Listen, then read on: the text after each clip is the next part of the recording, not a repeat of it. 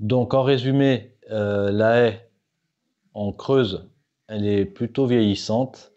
Donc il y a un besoin de régénération du bocage. La haie en limousin a diminué de 50% depuis les années 50. On a vu qu'une haie, pour qu'elle soit fonctionnelle, c'est-à-dire qu'elle remplisse son rôle dans l'environnement, son rôle de captage de l'eau, de barrage des ruissellements, le rôle pour la biodiversité, pour les espèces animales, bref, pour l'environnement, pour qu'il y ait une symbiose en fait du bocage. Il faut qu'elle fasse 2 mètres de large, avec 2 ourlets enherbés de chaque côté.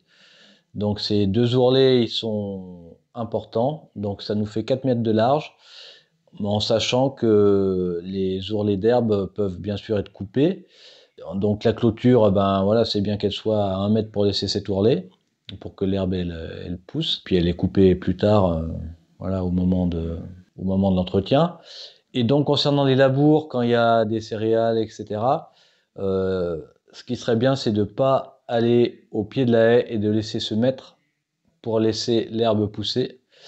Bon, ça fait de la surface en moins, mais ça fait de la haie en plus. Il faut aussi ajouter qu'il est largement préférable de laisser pousser la haie en hauteur, sous forme de haie libre.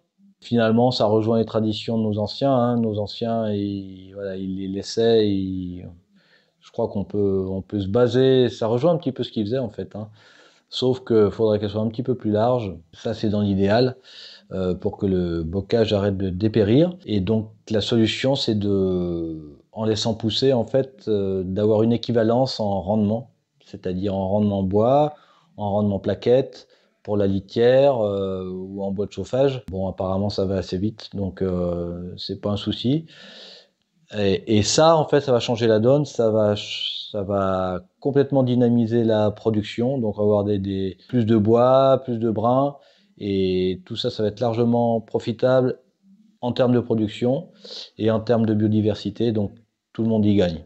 C'est un petit geste, voilà, et si on coupe 10 centimètres au-dessus, 20 centimètres au-dessus, eh ben, ça va pas le faire, quoi. Donc en termes de contact, surtout pour les agriculteurs, donc il y a des plans d'accompagnement pour les haies.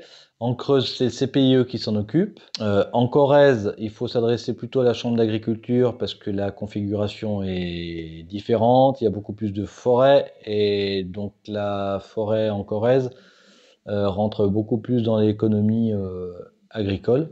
Donc si vous avez des infos là-dessus, moi ça m'intéresse aussi, donc vous pouvez faire des retours, les Corésiens, pour savoir comment ça se passe chez vous et voilà, est-ce qu'il y a des études qui ont été faites au niveau bocage. Pour la Haute-Vienne, il y a Prom-Haie qui se situe apparemment dans les Deux-Sèvres, mais qui rayonne de plus en plus et apparemment il y aurait peut-être moyen de faire appel à eux. Donc là on a abordé la haie bocagère.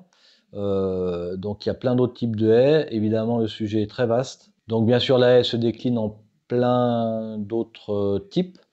Donc il y a des haies, voilà, qui sont plantées au niveau de la DDE, au niveau routier, au niveau infrastructure. Après, il y a les haies urbaines.